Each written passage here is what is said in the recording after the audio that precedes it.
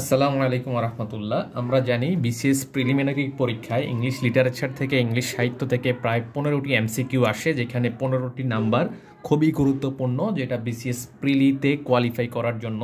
আমরা আজকে বিসিএস প্রিলিতে আসা প্রিভিয়াস ইয়ারের ইংলিশ লিটারেচারের উপর প্রিভিয়াস ইয়ারের প্রশ্নসমূহ বিশ্লেষণ করব এবং কোন অধ্যায় থেকে কতটি প্রশ্ন আসে এবং কোন কোন সাহিত্যিক থেকে কোন কোন লেখক, কোন কোন রাইটার, কোন কোন পোয়েট থেকে, কোন কোন নোবেলিস্ট থেকে কি কি প্রশ্ন আসে, এটা একটা বিশ্লেষণধর্মী আলোচনা করব এবং একটা সাজেশনমূলক আলোচনা করব, যাতে অল্প সময়ের মধ্যে এবং খুবই কম সময়ের মধ্যে সম্পূর্ণ সিলেবাসটাকে আমরা আয়ত্ত করতে পারি, সম্পূর্ণ সিলেবাসটাকে আমরা গো থ্রু করে এবং একটা পূর্ণাঙ্গ প্রস্তুতি নিতে পারি। তাহলে চলুন শুরু করা যাক। আমরা প্রথমেই দেখতে পাবো যে এই ইংলিশ লিটারেচারকে আমরা আলোচনার ক্ষেত্রে ইংলিশ লিটারেচারের অধ্যায়সমূহকে মূলত 5টি ভাগে ভাগ করে নিব। এই রেনেসা পিরিয়ড থেকে পোস্ট মডার্ন পিরিয়ড পর্যন্ত 5টি ভাগে কিন্তু আমরা ভাগ করে নিব এই পুরা ইংলিশ লিটারেচারটাকে। এবং প্রথমেই আমরা আলোচনা করব এবং প্রথমে রেনেসা পিরিয়ড থেকে আলোচনা করব। রেনেসা পিরিয়ডটা শুরু হয়েছে 1500 থেকে 1660 পর্যন্ত, প্রায় 160 বছর। 160 বছর হচ্ছে রেনেসা পিরিয়ড। এই রেনেসা পিরিয়ডের সাহিত্যিকগণ কিন্তু খুবই গুরুত্বপূর্ণ। এই রেনেসা পিরিয়ডে কিন্তু 4টি পর্ব রয়েছে। একটি পর্ব হচ্ছে এলিজাবেথেন এইজ, আরেকটি হচ্ছে জ্যাকোবিয়ান এইজ, আরেকটি হচ্ছে ক্যারোলাইন পিরিয়ড এবং কমনওয়েলথ পিরিয়ড। এই 4টি পর্ব কিন্তু এই রেনেসা পিরিয়ডের মধ্যে রয়েছে। এটাই হচ্ছে ইংলিশ সাহিত্যের বিসিএসের প্রথম পার্ট বলা যায়। বিসিএসে ইংলিশ সাহিত্যের কিন্তু শুরু হয়েছে রেনেসা পিরিয়ড থেকে। এবং এই পর্বের গুরুত্বপূর্ণ যে সাহিত্যিকগণ, তারা হচ্ছেন এই সব অনেক সাহিত্যিক, কিন্তু প্রায় 100-র উপরে এই যুগে সাহিত্যিক রয়েছে। আমরা এতজন সাহিত্য পড়ব না, আমরা একবারে হচ্ছে খুবই বাছাই করা 7-8 জন সাহিত্যিকের নাম পড়ব এবং এগুলা থেকেই প্রশ্ন আসে, এর বাইরে কিন্তু প্রশ্ন আসে না। এবং আমরা এই যুগের গুরুত্বপূর্ণ যেই সাহিত্যিকদের মধ্যে দেখতে পাচ্ছি, এডমান্ড স্পেন্সার আছে, ফ্রান্সিস বেকন আছে, ফ্রান্সিস বেকন থেকে কোশ্চান হয়, ক্রিস্টোফার মার্লো থেকে কোশ্চান হয়, উইলিয়াম শেক্সপিয়র থেকে কিন্তু কোশ্চান হয়, জন ডান থেকে কোশ্চান হয়, বেন জনসন থেকে কোশ্চান হয়, রবার্ট হেরিক থেকে কোশ্চান হয়। তাহলে এই যুগের গুরুত্বপূর্ণ সাহিত্যিকগুলো যদি আরেকটু দেখি, যেমন Edmund Spenser, Francis Bacon, Christopher Marlowe, William Shakespeare, John Donne, Ben Jonson এবং রবার্ট হেরিক, এই প্রমুখ সাহিত্যিক থেকে কিন্তু তাদের সাহিত্যকর্ম থেকে মূলত তাদের কি সাহিত্যকর্ম থেকে কিন্তু প্রশ্ন আসে। যেমন প্রিভিয়াস ইয়ারের কয়েকটা কোশ্চান যদি উদাহরণ দেই, যেমন Desdemona is a character in the following Shakespearean play. Desdemona হচ্ছে শেক্সপিয়রের কোন নাটকের একটা চরিত্র, এই প্রশ্নটা জানতে চাইছে। ডেসডেমোনা হচ্ছে শেক্সপিয়রের ওথেলো নাটকের একটা চরিত্র। এটা 45তম বিসিএসে কিন্তু আসছে। তাহলে চরিত্র সম্পর্কে আমাদেরকে ধারণা রাখতে হবে। Francis Bacon is an illustrious essayist. Francis Bacon হচ্ছে একটা ইলাস্ট্রিয়াস এসেইস্ট এবং এটা মূলত 44তম বিসিএসে অপশন সহ এসেছে। ফ্রান্সিস বেকন হচ্ছে একটা essayist. Caliban is an important character from Shakespeare's. এই যে ক্যালিব্যান যে একটা ক্যারেক্টার, এটা শেক্সপিয়রের কোন সাহিত্যকর্মের ক্যারেক্টার জিজ্ঞাসা করতে চাইছে। এটা হচ্ছে শেক্সপিয়রের টেম্পেস্টের হচ্ছে একটা চরিত্র হচ্ছে ক্যালিব্যান। তারপরে জানতে চাওয়া হয়েছে where is the setting of the play হ্যামলেটের যে পটভূমিটা কোথায়। এটার মানে যে হ্যামলেটের যে নাটক, শেক্সপিয়রের যে হ্যামলেট নাটকের পটভূমি বা এটার ঘটনাস্থলটা কোথায়, এটাই জিজ্ঞেস করতে চাইছে। এটা হচ্ছে ডেনমার্ক। হ্যাঁ, where is the setting of the play Hamlet, এটা হচ্ছে ডেনমার্ক। তারপরের কোশ্চানে কিন্তু জানতে চাওয়া হয়েছে what kind of play is Julius Caesar কোন ধরনের নাটক। জুলিয়াস সিজার মূলত কিন্তু একটা ঐতিহাসিক নাটক। জুলিয়াস সিজার একটা ঐতিহাসিক নাটক। ইন শেক্সপিয়ার্স প্লে শেক্সপিয়রের নাটকে Hamlet was princess of Hamlet কোন জায়গার প্রিন্স ছিল, কোন জায়গার রাজপুত্র ছিল, কোন জায়গার রাজা ছিল হ্যামলেট, এটা জানতে চাওয়া হয়েছে। হ্যামলেট ছিল ডেনমার্কের রাজা। হ্যামলেট ছিল শেক্সপিয়রের নাটকে, হ্যামলেট ছিল ডেনমার্কের রাজা। এটা 41তম বিসিএসে কিন্তু আসছে। Shylock, Shylock is a character. আমরা বারবার দেখতে পাচ্ছি চরিত্র থেকে কোশ্চেন আসতেছে, চরিত্র থেকে কোশ্চেন আসতেছে হচ্ছে শেক্সপিয়রের নাটকের। শেক্সপিয়রের সাহিত্যকর্ম থেকে প্রশ্ন অবশ্যই আসবেই আসবে, এটা হচ্ছে একবারে কনফার্ম। এটা শেক্সপিয়র যদি না পড়েন তাহলে বুঝবেন যে এখান থেকে একটা প্রশ্ন আপনি মিসিং হবে। তারপরে আমরা দেখতে পাচ্ছি Shylock is an character in the play the merchant of Venice. The merchant of Venice নাটকের, দ্য মার্চেন্ট অফ ভেনিস নাটকের একটা ক্যারেক্টার হচ্ছে শাইলক। শাইলক হচ্ছে মার্চেন্ট অফ ভেনিস নাটকের একটা character. Sweet Helen make me immortal with a kiss, মানে কি একটা রোমান্টিক কথা দেখেন। হে সুইট হেলেন, তোমার কিস দিয়ে আমাকে অমরত্ব দান করো, এই ধরনের একটা উক্তি কিন্তু রয়েছে। The sentence has been taken from the play doctor Faustus. Doctor Faustus নামক একটা নাটক থেকে কিন্তু এই এত সুন্দর একটা রোমান্টিক এই উক্তি জানতে চাওয়া হয়েছে। এই উক্তিটা কোথা থেকে গ্রহণ করা হয়েছে জিজ্ঞেস করা হয়েছে। এই উক্তিটা মূলত ডক্টর ফস্টাস নামে একটা নাটক থেকে, ডক্টর ফস্টাস নামে একটা নাটক থেকে কিন্তু ক্রিস্টোফার মার্লোর, এই ক্রিস্টোফার মার্লো মূলত ডক্টর ফস্টাস লিখেছে। এই ফস্টাসের একটা বিখ্যাত উক্তি হচ্ছে sweet Helen make me immortal with a kiss. তাহলে আমাদের এই উক্তিগুলোও কিন্তু পড়তে হবে। To be or not to be that is question, to be or not to be that is the question, এটা একটা গুরুত্বপূর্ণ উক্তি এবং খুবই বিখ্যাত উক্তি। Is taken, is famous dialogue from Hamlet. এই ফেমাস ডায়লগটা মূলত হ্যামলেট নাটক থেকে, হ্যামলেট এই যে শেক্সপিয়রের হ্যামলেট নাটক থেকে কিন্তু গ্রহণ করা হয়েছে। Which period is known as golden age of English literature. এখন বলা হয়েছে কোন সময়কালটাকে ইংলিশ সাহিত্যের স্বর্ণযুগ বলা হয়। ইংলিশ সাহিত্যের স্বর্ণযুগ কিন্তু এলিজাবেথেন এজকে বলা হয়। এলিজাবেথেন হচ্ছে রেনেসাঁ পিরিয়ডের 4 পর্বের একটা পর্ব। এই যে 4 পর্বের একটা পর্ব কিন্তু এলিজাবেথেন পিরিয়ড। প্রথম পর্বটাই হচ্ছে এলিজাবেথেন পিরিয়ড, আর এই পিরিয়ডটাই কিন্তু ইংলিশ সাহিত্যের স্বর্ণযুগ। তারপরে আমরা নেক্সটে যদি একটু দেখি, নেক্সটে আমরা দেখতে পাবো তারপরে ফিল ইন দ্য ব্ল্যাঙ্ক, এই খালিঘরটা পূরণ করতে বলছে। ড্যাশ ইজ শেক্সপিয়রস লাস্ট প্লে, মানে জিজ্ঞেস করতে হয়েছে শেক্সপিয়রের সর্বশেষ নাটক কোনটি। শেক্সপিয়রের সর্বশেষ নাটক কিন্তু আমরা সকলেই জানি, শেক্সপিয়রের সর্বশেষ নাটক হচ্ছে টেম্পেস্ট। শেক্সপিয়রের সর্বশেষ নাটক কে, শেক্সপিয়রের সর্বশেষ নাটক হচ্ছে টেম্পেস্ট। তারপরে সর্বশেষ নাটক হচ্ছে টেম্পেস্ট। তারপরে who is the writer of play Volpone, এই যে বলপন নাটকটা কে লিখেছে প্রশ্ন জানতে চাওয়া হয়েছে 37তম বিসিএসে। বলপন নাটকটা লিখেছে কিন্তু বেন জনসন। বেন জনসন সাহিত্যিক কিন্তু এই বলপন নাটকটা লিখেছে। তারপরে প্রশ্ন হয়েছে Shakespeare's play about, Shakespeare composed much of his plays in what sort of birds. হ্যাঁ, মূলত প্রশ্নটা করা হয়েছে যে শেক্সপিয়র তার বেশিরভাগ নাটক কোন ধরনের, কোন ভার্সে, কোন ছন্দে রচনা করেছেন, এই প্রশ্নটা করা হয়েছে। আইএমবিক পেন্টামিটার, হ্যাঁ এই ছন্দটার নাম হচ্ছে আইএমবিক পেন্টামিটার। আমরা এই ছন্দ লিটারেরি টার্মগুলো কিন্তু পরে পড়ব, লিটারেরি টার্মসও আমাদের আলোচনার মধ্যে রয়েছে, আমরা পরে কিন্তু লিটারেরি টার্মসটা পড়ব। এই আইএমবিক পেন্টামিটার মূলত একটা লিটারেরি টার্মস। এই শেক্সপিয়র বেশিরভাগ নাটক কিন্তু এই লিটারেরি টার্মস অর্থাৎ এই লিটারারি আইএমবিক পেন্টামিটার বার্ডসে কিন্তু তিনি বেশিরভাগ নাটক কিন্তু লিখেছেন। Othello is the Shakespeare's play about, Othello একটা শেক্সপিয়রের আছে নাটক যেটাতে আলোচনা করে রয়েছে এই মুর জাতি সম্পর্কে।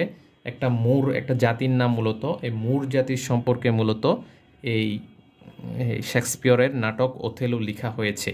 তাহলে এই ধরনের প্রশ্নই কিন্তু কন্টিনিউ এই রেনেসাঁ পিরিয়ড থেকে আসতেছে। তাহলে এই রেনেসাঁ পিরিয়ড থেকে আমরা দেখতে পাচ্ছি যে কোনটা কার নাটক এবং উক্তিসমূহ বিভিন্ন চরিত্র নিয়ে প্রশ্ন হচ্ছে। তাহলে আমরা একটা কিন্তু এখান থেকে ধারণা পেলাম। নেক্সট বিসিএস লিটারেচারে যেই টপিকটা আলোচনা করা হয় 2 নম্বর অংশে, সেকেন্ড পার্টে যেটা আলোচনা করা হয় 2 নম্বর অধ্যায়, সেটা হচ্ছে নিউ ক্লাসিক্যাল পিরিয়ড। তারপরে নিউ ক্লাসিক্যাল পিরিয়ডে যদি আমরা দেখি, নিউ ক্লাসিক্যাল পিরিয়ডে আমরা দেখব নিউ ক্লাসিক্যাল পিরিয়ডটা হচ্ছে এই পর্বেরও এই নিউ ক্লাসিক্যাল পিরিয়ডেরও কিন্তু 4টা পর্ব রয়েছে। একটা হচ্ছে রেস্টোরেশন পিরিয়ড, আরেকটা হচ্ছে অগাস্টান পিরিয়ড, তারপরে হচ্ছে age of sensibility. Sorry, new classical পিরিয়ডের 3টা পর্ব। পূর্বেরটাতে রেনেসাঁ পিরিয়ডে হচ্ছে 4টা পর্ব, আর নিউ ক্লাসিক্যাল পিরিয়ডে হচ্ছে 3টা পর্ব, রেস্টোরেশন পিরিয়ড, অগাস্টান পিরিয়ড, তারপরে হচ্ছে এজ অফ সেন্সিবিলিটি। এই যুগে বিখ্যাত যে সাহিত্যিকগণ, এই সাহিত্যিকগণের বই সম্পর্কে কিন্তু প্রশ্ন করা হয়। আমরা পূর্বে দেখেছি এই সাহিত্যিকগণের বই সম্পর্কে কিন্তু সবচেয়ে বেশি প্রশ্ন করা হয়। যেমন জন মিল্টন, হ্যাঁ, যেই সাহিত্যিক সম্পর্কে বেশি প্রশ্ন হয় জন মিল্টন, এই যুগের একটা গুরুত্বপূর্ণ সাহিত্যিক। John Milton, John Dryden, Alexander Pope সম্পর্কে কিন্তু প্রশ্ন করা হয়, জনাথন সুইফট সম্পর্কে প্রশ্ন করা হয়, এবং ডেনিয়েলকে নিয়ে কিন্তু প্রশ্ন করা হয়, এবং ডক্টর স্যামুয়েল জনসনকে নিয়ে কিন্তু প্রশ্ন করা হয়, হেনরি ফিল্ডিংকে নিয়ে প্রশ্ন করা হয়, থমাস গ্রেকে নিয়ে প্রশ্ন করা হয়। এখানেও এই যুগেও কিন্তু অনেকগুলা সাহিত্যিক রয়েছে, কিন্তু এই সাহিত্যিক থেকে এখানে বাছাই করা 7-8 জন সাহিত্যিককে আমরা নিয়েছি, যাতে হচ্ছে এই 7-8 জন সাহিত্যিক থেকেই কিন্তু মূলত বিসিএসের প্রশ্ন করা হয়। এর বাইরে এই যুগের সাহিত্যিকদের থেকে প্রশ্ন করা হয় না। তাহলে আমরা আরেকবার যদি দেখি, John Milton, John Dryden, Alexander Pope, Jonathan Swift, Daniel Defoe, Samuel Johnson, Henry Fielding, Thomas Gray, এদের নিয়েও কিন্তু প্রশ্নগুলা করা হয়।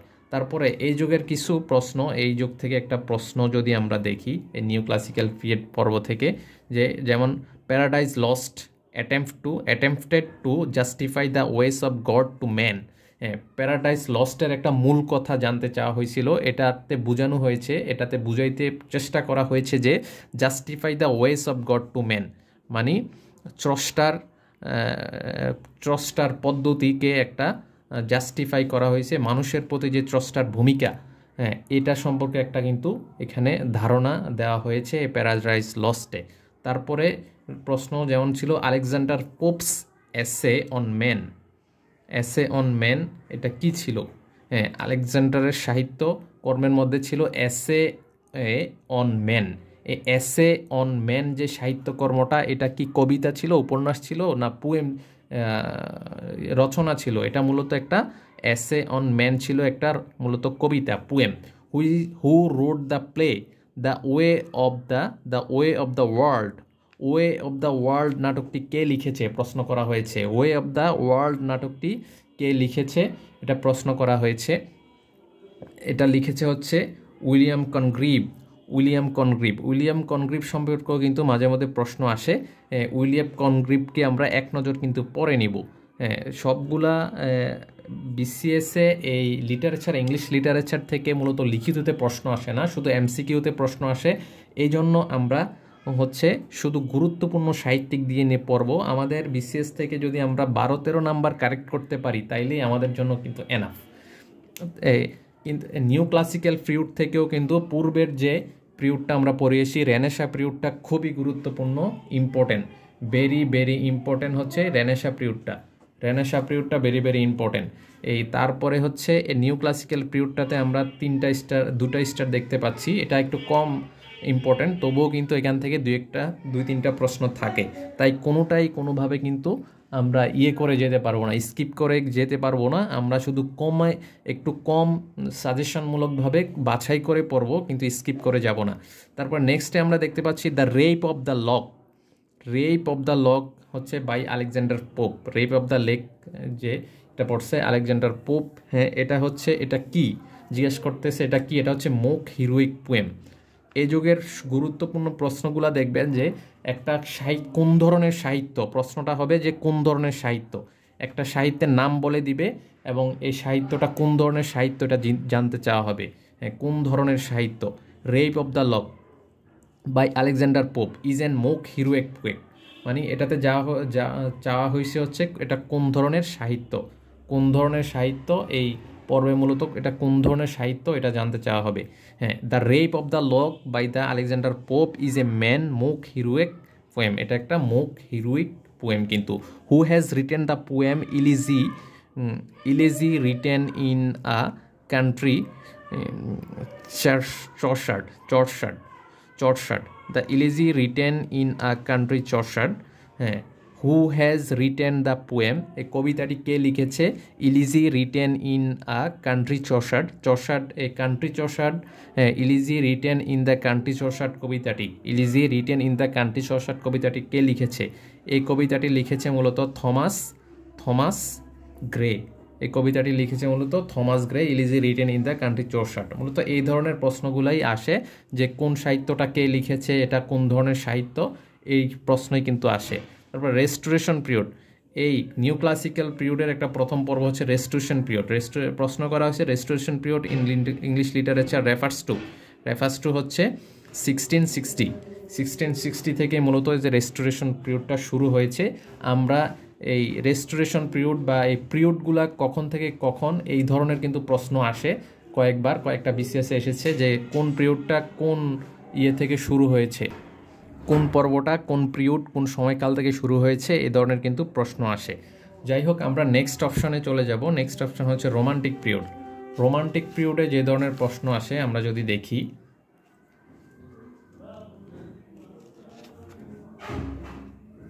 রোমান্টিক পিরিয়ড হচ্ছে ইংলিশ লিটারেচার তৃতীয় অংশ। রোমান্টিক পিরিয়ডটা যদি আমরা এক নজর একটু দেখে নেই, এটাকে আমরা দেখতে পারবো যে 1798 থেকে 1832 1832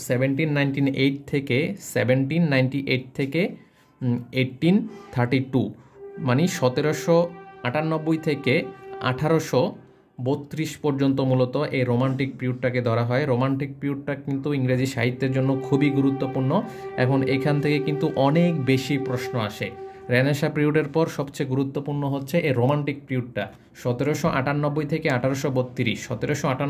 1832 এই সালটা মনে রাখবেন, এগুলো নিয়ে কিন্তু প্রশ্ন আসে।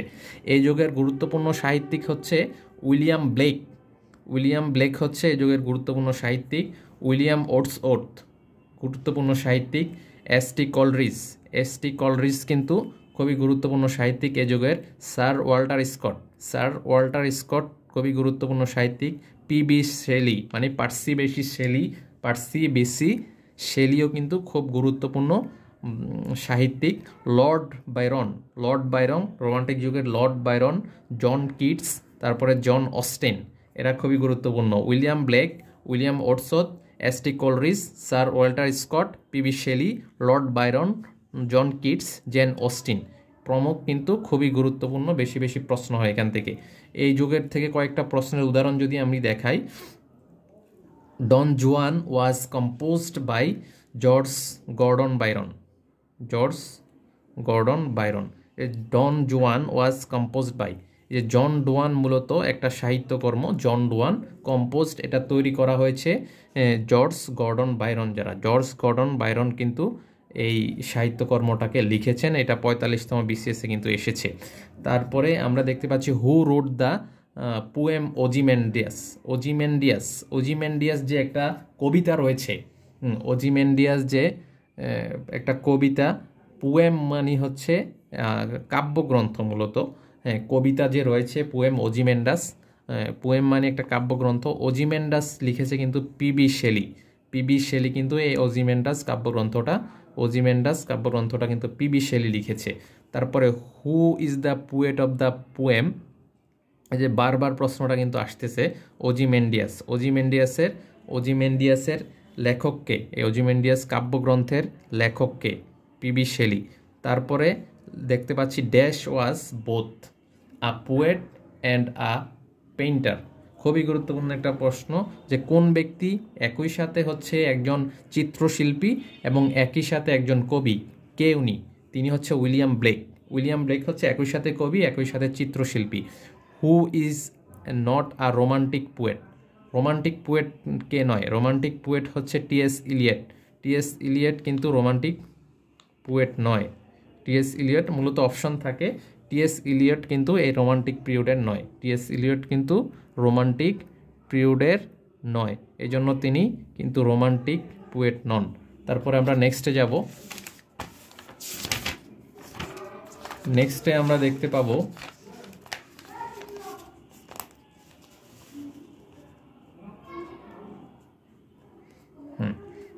PB Shelley, ST Coleridge, John Keats, TS Eliot, এই 4টা অপশন মূলত দেওয়া হয়েছিল।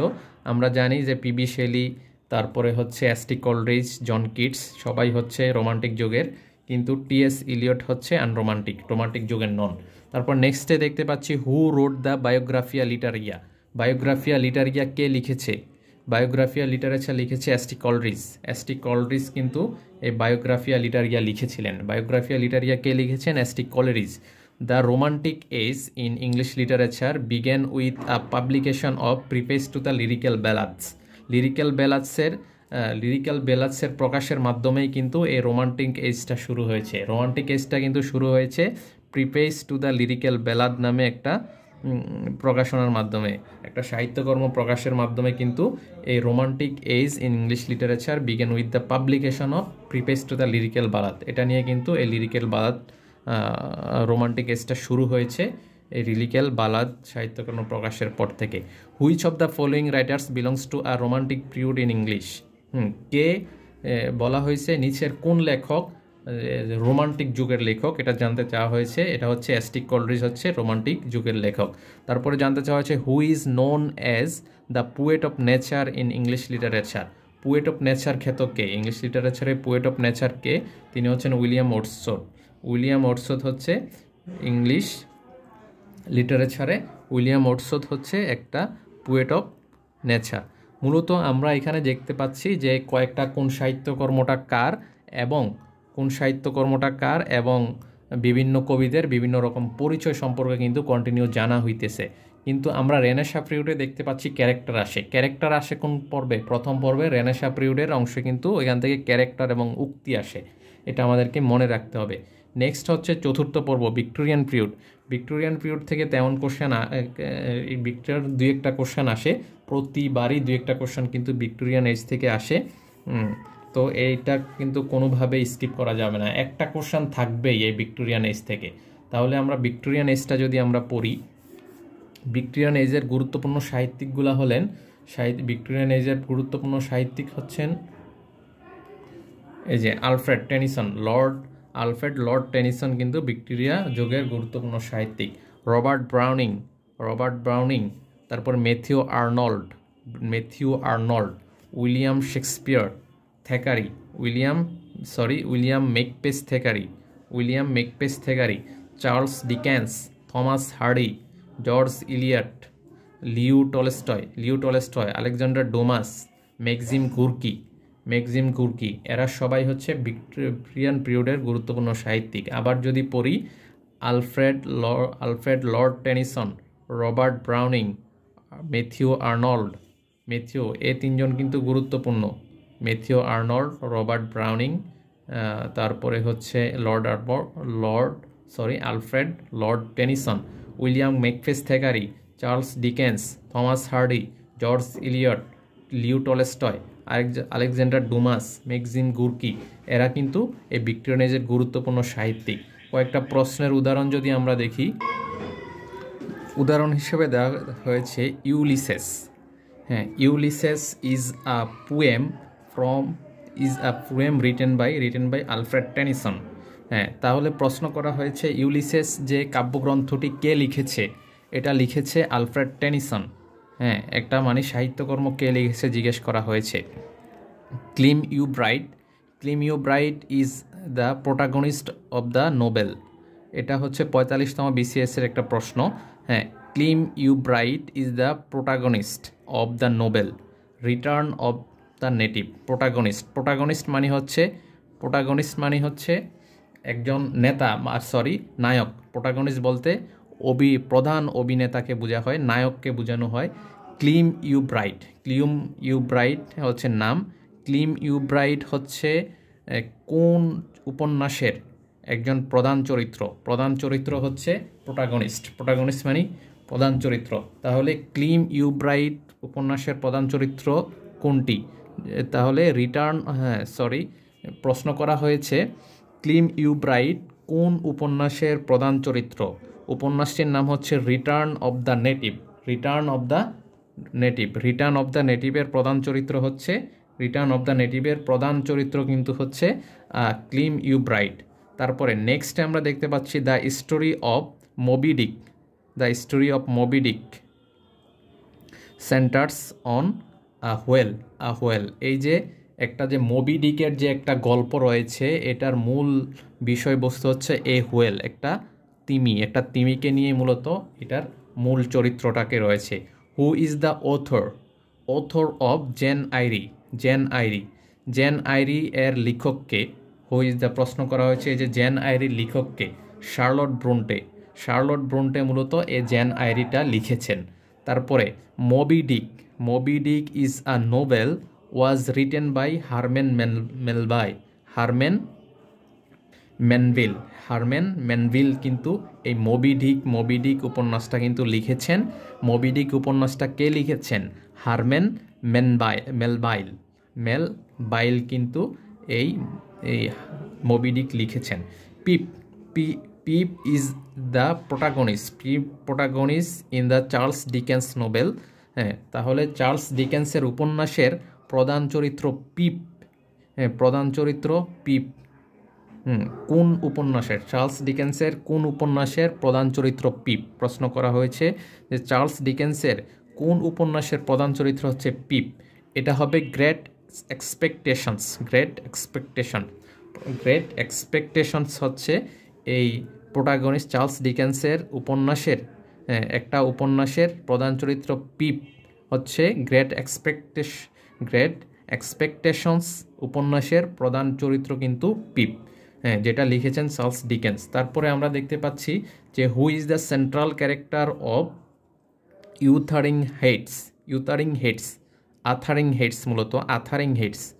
আথারিং হেটসের সেন্ট্রাল ক্যারেক্টারকে আমরা দেখতে পাচ্ছি ভিক্টোরিয়ান এজ থেকে কিন্তু প্রচুর ক্যারেক্টার আসে।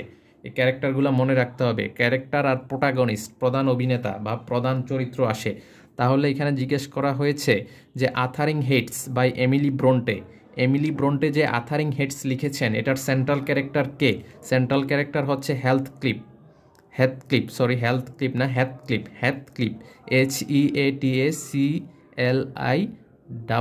হেথক্লিফ হচ্ছে এই যে এমিলি ব্রন্টের লিখিত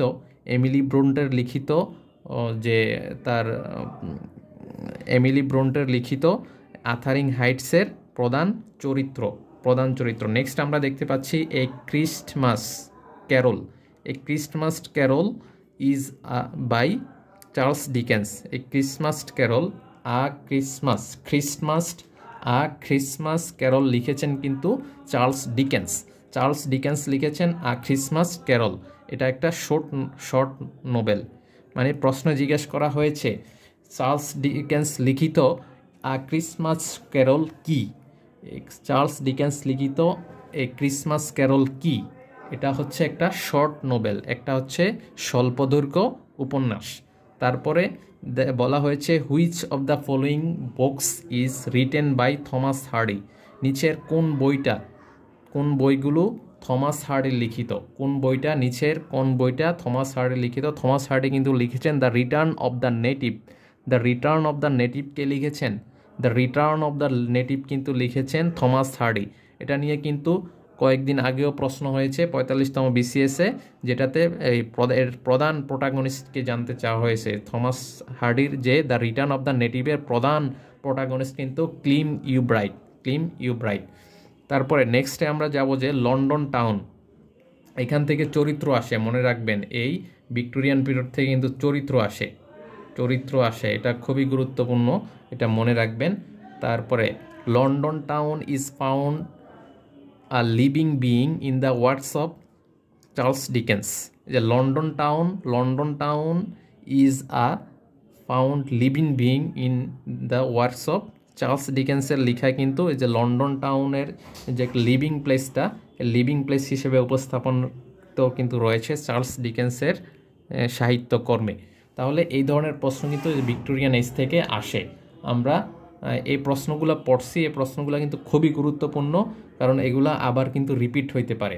তারপরে সর্বশেষ আমরা যেটা দেখতে পাবো, সর্বশেষ হচ্ছে এই ইংলিশ লিটারেচারের মডার্ন পিরিয়ড থেকে কিন্তু প্রচুর প্রশ্ন আসে, খুবই গুরুত্বপূর্ণ একটা পিরিয়ড। এখান থেকে কী ধরনের প্রশ্ন কেমনভাবে আসে, কোন লেখক গুরুত্বপূর্ণ, এটা কিন্তু আমরা জানবো।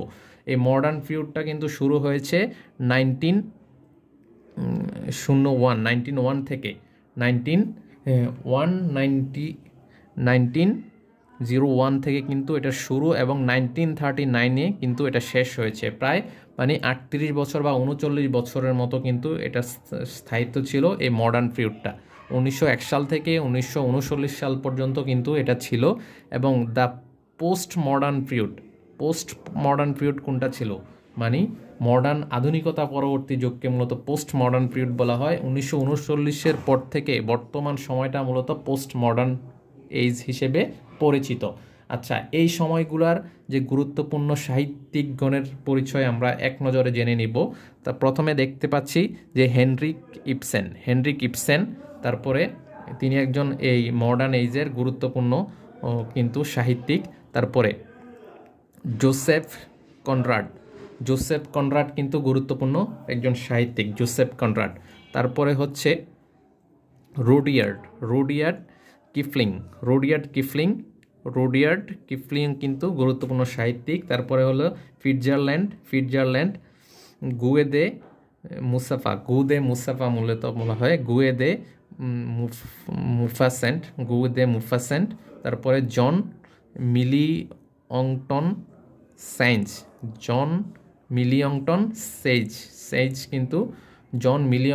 সেইজ কিন্তু গুরুত্বপূর্ণ সাহিত্যিক। জর্জ বার্নার্ড শো আছেন, তারপরে বার্ট্রান্ড রাসেল আছেন, তারপরে ও হেনরি আছেন, উইলিয়াম বাটলার ইয়েটস আছেন, তারপরে উইলিয়াম সামারসেট মম আছেন, তারপরে উইনস্টন চার্চিল, তারপরে জেমস জয়েসি কিন্তু আছেন, তারপরে ভার্জিনিয়া উলফ আছেন, ডি.এইচ. লরেন্স আছেন, টি.এইচ. ইলিয়ট আছেন। টি.এইচ. ইলিয়ট কিন্তু প্রশ্ন হয়, টি.এইচ. ইলিয়ট কিন্তু মডার্ন এজের লেখক সাহিত্যিক। রবার্ট ফ্রস্ট, পার্ল এস বাক, আর্নেস্ট হেমিংওয়ে আছেন, জর্জ ওরওয়েল আছেন, তারপরে ই.এম. ফস্টার গুরুত্বপূর্ণ,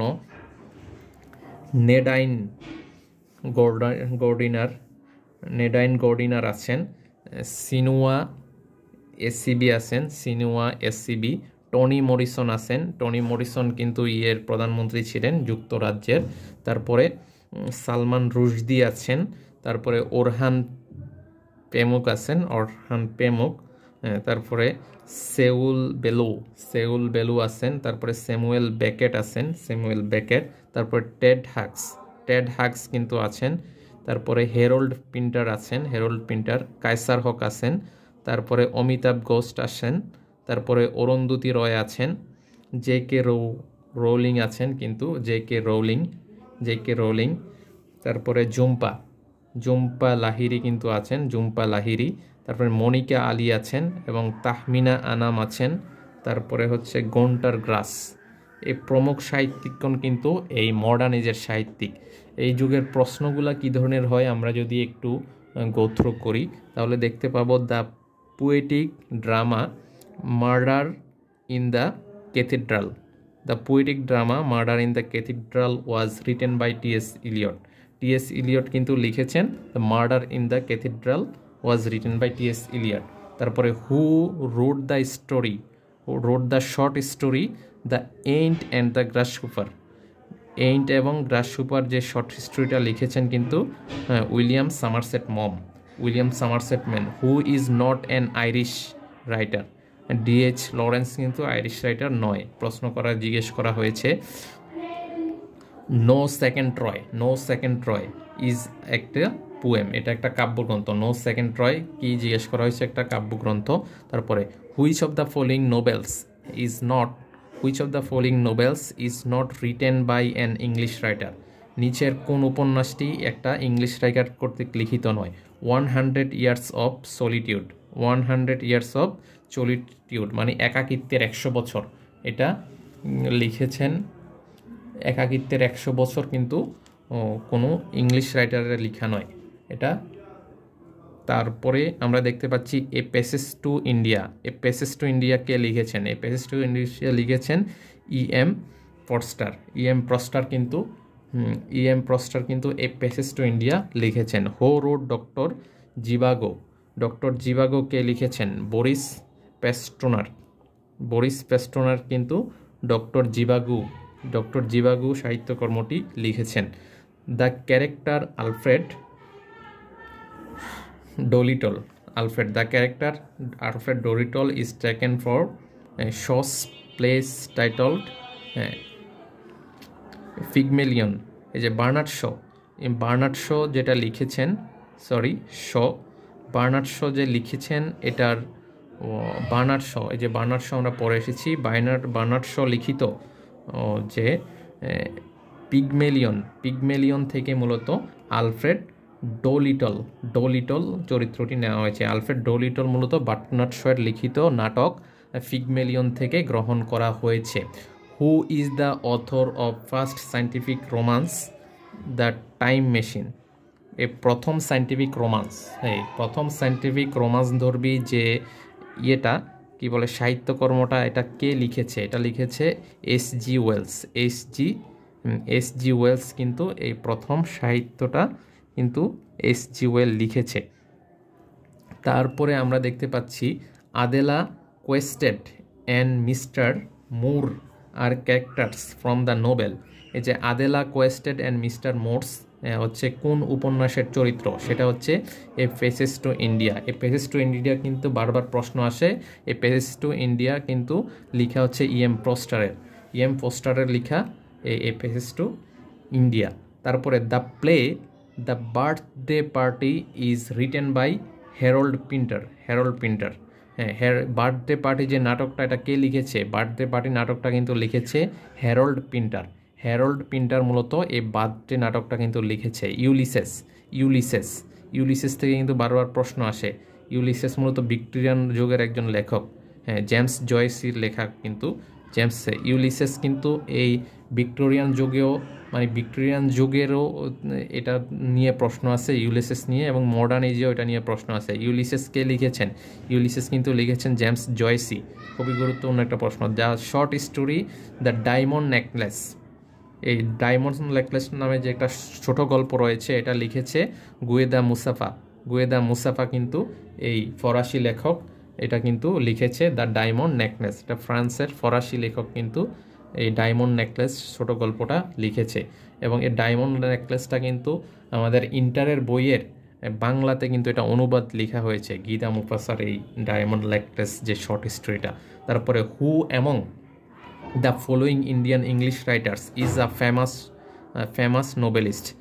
জিজ্ঞেস করা হয়েছে নিচের কোন ইংলিশ উপন্যাসিকদের থেকে কোন উপন্যাসিকটা হচ্ছে খুবই বিখ্যাত? সে হচ্ছে আর কে নারায়ণ হচ্ছে সবচেয়ে গুরুত্বপূর্ণ উপন্যাসিক। এখানে অপশন দেওয়া ছিল মূলত গায়ত্রী চক্রবর্তী, তারপরে হচ্ছে স্পিবাক, তারপরে আর কে নারায়ণ, তারপরে নিসিম এজিকিয়েল, কামাল দাস। অনেক অপশন দেওয়া হয়েছে, তো গুরুত্বপূর্ণ এবং ফেমাস রাইটার হচ্ছে আর কে নারায়ণ ছিলেন। তারপরে বলা হয়েছে Gerontion is a poem by T S. Eliot. Gerontion যে পোয়েটটা, এটা কিন্তু টি.এস. ইলিয়ট লিখেছেন। জিজ্ঞেস করা হয়েছে যে গেরুনসন পোয়েটটা কে লিখেছে? এটা লিখেছে মূলত টি.এস. ইলিয়ট। তারপরে আমরা যদি যাই, তারপরে the sun also rises is a novel. Sun also rises নোবেলটা কে লিখেছে প্রশ্ন করা হয়েছে। এটা লেখা হয়েছে আর্নেস্ট হেমিংওয়ে। কিন্তু এই সান অলসো রাইজেস প্রশ্নটা লিখেছেন। মূলত এই মডার্ন পিরিয়ড থেকে কিন্তু বারবার প্রশ্ন আসে, আমি বলেছি। The sun also rises is a novel লিখেছেন হচ্ছে আর্নেস্ট হেমিংওয়ে। তারপরে Gitanjali of Rabindranath Tagore was translated by. এই গীতাঞ্জলি, রবীন্দ্রনাথ ঠাকুর যে গীতাঞ্জলি লিখে নোবেল পেয়েছে, এটা ট্রান্সলেট করে দিয়েছিল কে? W B Yeats, William Butler Yeats মূলত পুরো নাম। উইলিয়াম বাটলার ইয়েটস কিন্তু এই গীতাঞ্জলির ট্রান্সলেট করে দিয়েছিল William Butler Yeats. Who among the following writers is a Nobel laureate? বলা হয়েছে নিম্নের কোন লেখক হচ্ছে একজন নোবেল বিজয়ী? সেটা হচ্ছে গ্রেহেম গ্রিন ছিলেন একজন নোবেল বিজয়ী রাইটার। তারপরে এটা মূলত হচ্ছে যেমন 2023 সালে কারা নোবেল পেয়েছে ইংরেজি সাহিত্যে, এগুলা এই নিয়ে কিন্তু প্রশ্ন হয়, ওখান থেকে মূলত এই ধারণাটা নিয়ে নিতে হবে। তারপর বলা হয়েছে the play arms and man, the play arms and the man, play arms and the man, এই নাটকটি কে লিখেছে? এটা লিখেছে George Bernard Shaw. George Bernard Shaw কিন্তু লিখেছে আর্মস অ্যান্ড দ্য ম্যান। তারপরে riders to the sea, riders to the sea is a one act play, হ্যাঁ একটা হচ্ছে এক পর্বের নাটক হচ্ছে riders to the sea a. তারপরে বলা হয়েছে find the odd man out, find the odd man out as I lay dying, as I lay dying, হ্যাঁ find the odd man out খুঁজে বের করতে বলা হয়েছে as I lay dying, as I lay dying the bluest eye, as I lay dying Sula a mercy. মূলত এই ধরনের একটা প্রশ্ন কিন্তু জানা হয়েছে। এই মডার্ন এজ থেকে কিন্তু আরও কোশ্চান আছে, কিন্তু এই প্রশ্নগুলো খুবই গুরুত্বপূর্ণ, এগুলো আবার রিপিট হতে পারে। তারপরে এই ইংলিশ সাহিত্য থেকে কিন্তু আরও কিছু কোশ্চান আসে, আমরা যদি ধারণা দেই পরের পেজে আমরা দেখতে পাবো এই যে question from drama and poetry of different ages, হ্যাঁ drama and poetry different ages. এখানে মূলত একটা ধারণা দেওয়া হয়েছে কোন যুগের লেখক থেকে সবচেয়ে বেশি হচ্ছে এই ড্রামা এবং পোয়েট্রি নিয়ে লেখা হয়, এটা নিয়ে একটা কিন্তু ধারণা প্রতিবারই প্রশ্ন হয় কাদের থেকে, এটা নিয়ে একটা ধারণা কিন্তু দেওয়া হয়েছে। মূলত এই নিম্নের লেখকগুলোকে ভালোভাবে পড়তে হবে, সবগুলা যদি একত্রে বলা হয়, যেমন William Shakespeare, Christopher Marlowe, John Donne, Ben Jonson, Robert Herrick, John Milton, Alexander Pope, Jonathan Swift, Thomas Gray, William Wordsworth, S T. Coleridge, P B. Shelley, Lord Byron, John Keats, Alfred Tennyson, Robert Browning, George Eliot, George Bernard Shaw, তারপরে William Butler Yeats, T S. Eliot, Ernest Hemingway, Samuel Beckett, Karl Marx, Aristotle, এদের থেকে কিন্তু প্রশ্ন আসবেই প্রতিবার, এদের drama poetry থেকে কিন্তু প্রশ্ন আসেই। হ্যাঁ আমরা পূর্বে কিন্তু তাদের থেকে তাদের বিখ্যাত উক্তিগুলো আসে এবং তাদের গ্রন্থের উৎসের নাম কিন্তু আসে, উক্তিগুলোও কিন্তু পরে রাখতে হবে। যেমন আমরা যদি উদাহরণটা পড়ি, কিছু উদাহরণ যদি দেখি, হি prayed best who loved best, এই উক্তি এটা কার? এটা হচ্ছে এস.টি. কোলরিজের উক্তি, এস.টি. কোলরিজের উক্তি হচ্ছে he prayed best who loved best. তারপরে বলা হয়েছে sweet are the uses of adversity, বলা হয়েছে sweet are the uses of adversity, এটা শেক্সপিয়রের অ্যাজ ইউ লাইক ইট থেকে কিন্তু গ্রহণ করা হয়েছে। হ্যাঁ sweet are the uses of adversity কিন্তু শেক্সপিয়রের অ্যাজ ইউ লাইক ইট থেকে নেওয়া হয়েছে। Better to reign in hell than serve in heaven, serve in, খুব সুন্দর একটা উক্তি। এই উক্তিটার মানে হচ্ছে যে সার্ভ মানে জান্নাতে যে মানে স্বর্গে যে দাসত্ব করার চেয়েও মানে নরকে রাজত্ব করা ভালো, এই ধরনের একটা উক্তি জন মিল্টনের উক্তি কিন্তু প্রশ্নে এসেছে। কার উক্তি জিজ্ঞেস করা হয়েছে? If winter comes can spring be far behind, বলা হয়েছে যদি শীত আসে তাহলে বসন্ত কি দূরে থাকে, এই উক্তিটা কার? এই উক্তিটা মূলত পি.বি. শেলির ছিল। এই উক্তিগুলো কিন্তু প্রশ্নে আসে। আরেকটা উক্তি হচ্ছে for God's sake hold your tongue and let me love, হ্যাঁ occurs in a novel by Rabindranath Thakur. এই উক্তিটা কার নোবেলে ঘটনা হয়েছে? ফর সেক, যে খোদার দোহাই লাগে তোমার মুখ বন্ধ করো, ভালোবাসিবারে দাও মোরে, ভালোবাসিবারে দাও মোরে, এই ধরনের একটা কিন্তু উক্তি রোমান্টিক উক্তি রয়েছে রবীন্দ্রনাথ ঠাকুরের উপন্যাসে। তারপরে was this the face that launched 1,000 ships and burned the topless towers of Ilium, এই উক্তিটা কার? এই উক্তিটা কার জিজ্ঞাসা করা হয়েছে। Who speaks the famous lines, এটা হচ্ছে ফস্টাস, যে উইলিয়াম ফস্টাস মূলত এই ফস্টাসের এই উক্তিটা মূলত এটা, যে was this the face that launched 1,000 ships and burned the topless towers of Ilium.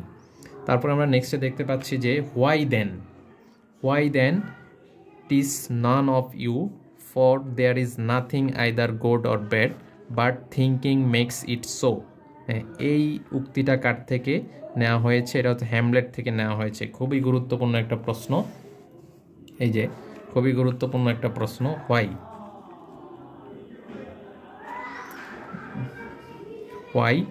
Why then tease none of you, for there is nothing either good or bad, but thinking makes it so. এটা কার থেকে গ্রহণ করা হয়েছে জিজ্ঞেস করা হয়েছে, এটা Hamlet, শেক্সপিয়রের Hamlet থেকে। তারপর made weak by time and fate, but strong in will to strive to seek to find and not to yield. এই উক্তিটা, এই সুন্দর উক্তিটা কার থেকে নেওয়া হয়েছে? Make weak by time and fate, but strong will to strive to seek to find and not to yield কার থেকে নেওয়া হয়েছে? এটা নেওয়া হয়েছে আলফ্রেড টেনিসন থেকে। আলফ্রেড টেনিসনের উক্তি হচ্ছে এটা যে make weak by time and fate but strong in will to strive to seek to find and not to yield. হ্যাঁ, আলফ্রেড টেনিসনের থেকে, আলফ্রেড টেনিসনের উক্তি কিন্তু।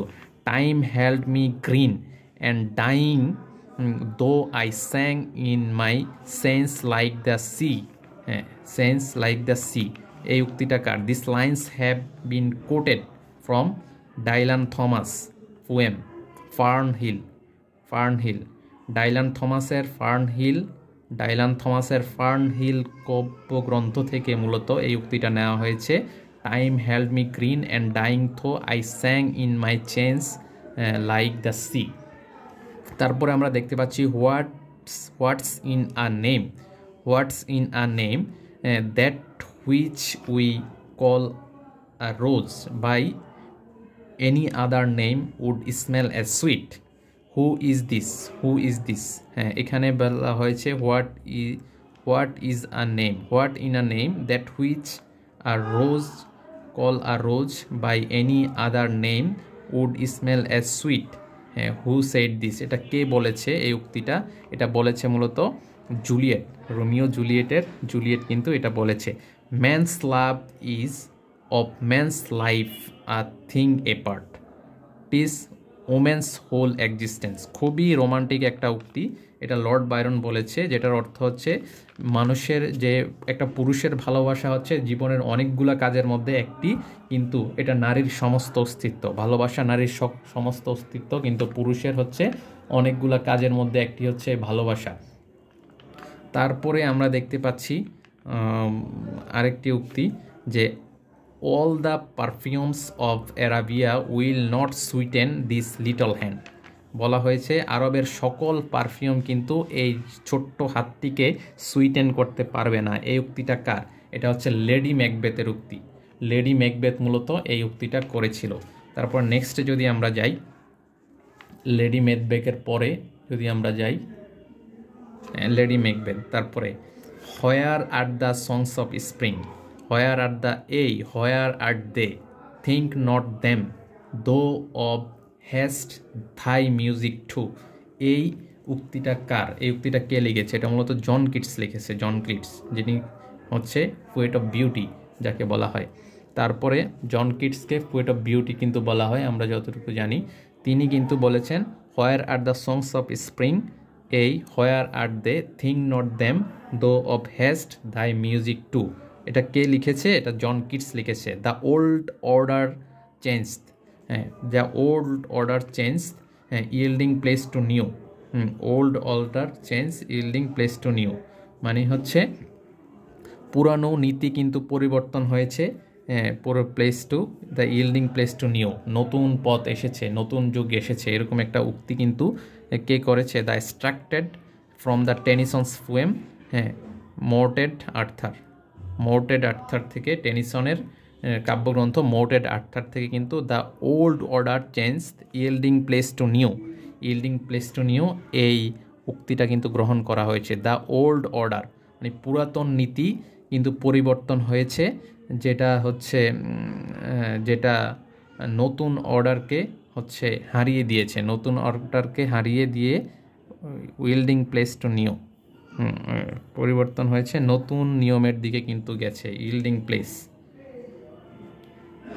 প্লেস টু নিউ, হ্যাঁ, তার মানে পুরাতন নীতি তার স্থানকে হারিয়ে নতুনের দিকে অগ্রসরমান হয়েছে, এই ধরনের একটা কিন্তু উক্তি এটা the old order change the yielding place to new. হ্যাঁ, এটা হচ্ছে এক্সট্রাক্টেড ফ্রম টেনিসনের মর্টেড আর্থার থেকে কিন্তু গ্রহণ করা হয়েছে। ফ্রেইলটি, তারপরে আরেকটা উক্তি frailty, Thai name is women. Frailty মানে চলনা, চলনা, এটা তুমি হচ্ছে একটা উমেনের চরিত্র, মানে হচ্ছে নারীর চরিত্র হচ্ছে চলনা। এই ধরনের একটা ডায়লগ কিন্তু দিয়েছেন উইলিয়াম শেক্সপিয়র। উইলিয়াম শেক্সপিয়র কিন্তু খুবই রোমান্টিক ছিলেন, তিনি বলছেন যে ফ্রেইলটি, এই চলনা হচ্ছে একটা নারীদের অপর নাম হচ্ছে চলনা। The child is the father of man, child is the father of man কে লিখেছেন? Is taken from the poem, কাব্যগ্রন্থ ওটসোথ। উইলিয়াম ওটসোথের একটা কাব্যগ্রন্থ থেকে কিন্তু এই উক্তিটা নেওয়া হয়েছে, child is the father of man. আচ্ছা, man is a political animal, হ্যাঁ, এটা কে বলছে? ম্যান একটা রাজনৈতিক প্রাণী, এটা এরিস্টটল কিন্তু এই উক্তিটা করেছে। তারপরে আমরা দেখতে পাচ্ছি who wrote the following lines, হ্যাঁ, all at once I saw a crowd, হ্যাঁ, a host of golden daffodils, a host of golden daffodils, এটা কে লিখেছে? এটা মূলত উইলিয়াম ওটসোথ লিখেছে। তাইলে উইলিয়াম ওটসোথ, তারপরে পিবি শেলি, এসটি কোলরিজ, তারপরে হচ্ছে উইলিয়াম শেক্সপিয়ার, এদের থেকে কিন্তু প্রচুর উক্তি আসতেছে আমরা দেখতে পাচ্ছি, এবং এদের লর্ড বাইরন থেকেও আসে। এদের উক্তিগুলা কিন্তু ঠোঁটস্থভাবে কণ্ঠস্থ করে নিতে হবে। তারপর নেক্সট হচ্ছে লিটারেরি টার্ম থেকে কিন্তু অনেক সময় প্রশ্ন আসে, প্রতিবারই একটা দুইটা প্রশ্ন থাকবে লিটারেরি টার্ম থেকে, এটা অবশ্যই থাকবে। এর জন্য লিটারেরি টার্মগুলা একটু আমরা পড়ে নিব। লিটারেরি টার্মের কয়েকটা প্রশ্ন যদি আমরা দেখি, যেমন বলা হচ্ছে literary term euphemism means inoffensive expression, মানে হচ্ছে একটা অফেন্সিভ মানে ক্ষতিকর একটা এক্সপ্রেশন বলতে ইউফেমিজম বোঝানো হয়। আমরা কিন্তু এই লিটারেচার টার্মগুলো নিয়ে পরে বিস্তারিত আলোচনা করব। A speech of too many word is called a verbose speech, যে বক্তব্যে অনেক বেশি বক্তব্য থাকে এটাকে বলে একটা verbose speech.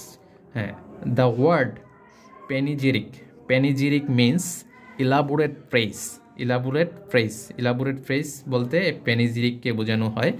The repetition of beginning consonant sound is known as alliteration.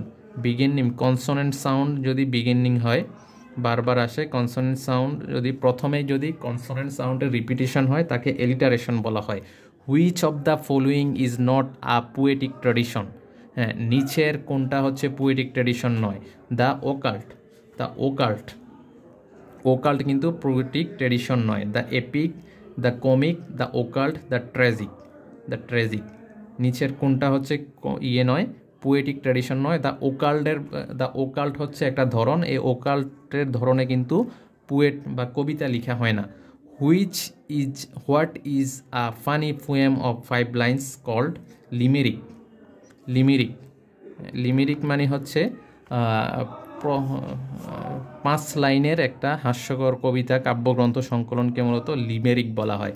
The comparison,